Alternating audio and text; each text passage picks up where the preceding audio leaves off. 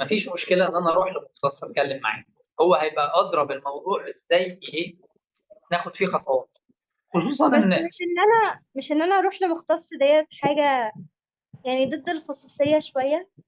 ان انا افضي قلبي قدام حد غريب، الاحسن ان انا اعمل كده قدام حد مثلا صاحبي او حاجه. طب اقول لك على حاجه. لو عندنا حنفيه باظت في المطبخ، هعمل ايه؟ ايوه بس دي حنفيه مش انا. طب انا دخلت الراجل البيت ليه؟ ما ده عشان بيتنا. يصلح ما هو هيصلح الحنفيه، انا ما بتكلمش عن الحنفيه دلوقتي، بتكلم فهو عن قلبي. شغلته ان هو ايه، انا بديكي مثال وهطلع بالمثال معاكي دلوقتي. هو شغلته ان هو ايه، يصلح الحنفيه، صح؟ اه. دي شغلته. الراجل بتاع النفسيه هو شغلته ان هو يسمعك في ايه دلوقتي. لو انا عايز اعمل حاجه ليها علاقه بالذكاء الاصطناعي، هروح لعبد اللطيف. لو عايز اروح اسال عن حاجه ليها علاقه بالزراعه، هجيلك. طب لو عايز حاجه ليها علاقه بالنفس، هروح لمين؟ لو انا تعبان، لو عندي مغص، لو ايدي اتكسرت، ما انا هروح لدكتور. طب ما هي نفس دي جزء، نفس الفكره. زي ما الجسد بيمرض، زي ما انا بيجي لي برد، زي ما بيجي لي حساسيه، زي لما باكل حاجه من بره معفنه شبه الحاجات اللي احنا بناكلها من بره، بطني بتوجعني، زي لما بزعل ويجي لي اضطرابات في القولون. زي ما كل الحاجات دي بروح فيها لشخص مختص، هو النفساني ده مختص، هو هيبقى ادرى بالتركيب، هيساعدني. وخلي بالك اقول لك على حاجه، عند المختص النفسي هتقدري تقولي اللي ما تقدريش تقوليه لاي حد. طب انا عايزه بسبب اقول حاجه بالنسبه للجمله ديت. هو انا محترمه وجهه نظر حضرتك جدا، وحضرتك اقنعتني بنسبه ما، يعني ان انا ممكن اروح حضرتك لمختص. اقنعتك ولا تطبيل على الهوا؟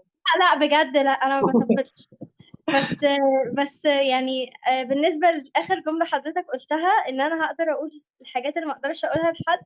فيعني انا بقول برضو لزمايلي اللي موجودين وكده ولحضرتك برضو، ان احنا لما نسجد لربنا ويعني نشتكي له ونعيط لربنا بالذات، دوت هيكون يعني حاجة جميلة جدا، وحاجة هتطلع اللي جوانا فعلا، وهتخلينا نحس باطمئنان ان ربنا مش عند ظن عبده، فهو مش هيخذلنا طول ما احنا لجأنا له. فديت يعني حاجة، بما ان حضرتك قلت ان احنا هنعرف نقول اللي احنا ما نعرفش نقوله لحد المختص النفسي، فربنا هيعرف الحاجات اللي احنا مش هنعرف نقولها او مش هنعرف نعبر عنها اصلا. هو اللي انت بتقوليه ده جميل، وما ما اقدرش اعترض عليه، لان لا يعني هكفر اكيد مش هكفر. يعني ما فيهوش شك طبعا. فبس خليني اقول لك على حاجه. آه، مين عارف هنا قصه ستنا مريم، او قرأ سوره مريم؟ هو انا انها بس مش متذكر يعني. انها حملت يعني استخبت من الناس، والناس ايوه بالظبط كده. ايوه. لما جت تولد الايه اللي بعدها ربنا قال لها ايه؟ لا تحزني كأنها. لا لا لا، قال لك وجاءها المخاض الى جذع النخل. طيب جاءها المخاض خلاص هتولد. طيب ربنا قال لها ايه في الايه بعدها؟ قال لها وهزي اليك بجذع النخله تساقط عليك رطبا جنيا. طب معلش يعني، هي واحده ست لسه والده تقدر تهز جذع النخله ويوقع عليها بلح؟ لا، ده لو طب ايه. ليه؟ طب ليه ربنا يطلب منها زي طلب زي ده وهي لسه والده؟ هو مش ربنا قادر يوقع عليها البلح كله من غير ما تهزه؟ بالظبط، لازم من الاسباب. ربنا اداها سبب، بالظبط لازم تسعى. ربنا هو اللي خلق الكون، ومن ضمن الحاجات اللي حطها في الكون كقوانين وجود سبب.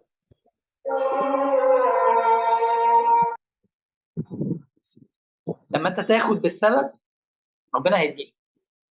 ما تجيش ايدك اتكسرت وتقول اروح اصلي. لا معلش، انت بتضحك على ربنا. بالظبط. انت ايدك اتكسرت، ربنا خلق لك دواء، ربنا خلق لك سبب يداويك،